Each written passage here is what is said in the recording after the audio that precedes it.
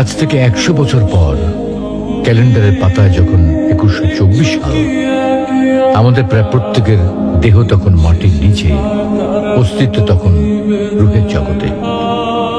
ইতিমধ্যে ফেলে যাওয়া আমাদের সেই সুন্দর বাড়িতে হয়তো পরবর্তী প্রজন্ম ভোগ করছে।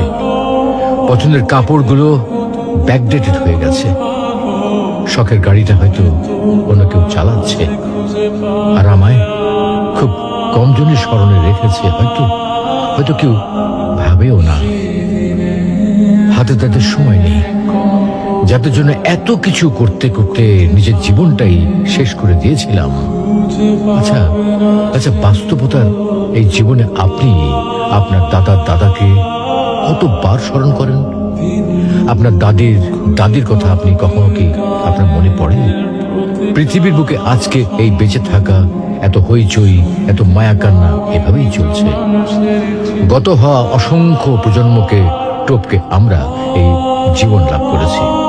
তেমনিভাবে আগামীতে অসংখ্য প্রজন্মের ভিড়ে হারিয়ে যাবে আমাদের এই জীবন। কিন্তু খুব কম লোকই সময় পায় ফেলে যাওয়া জীবনটা একটু ফিরে দেখার।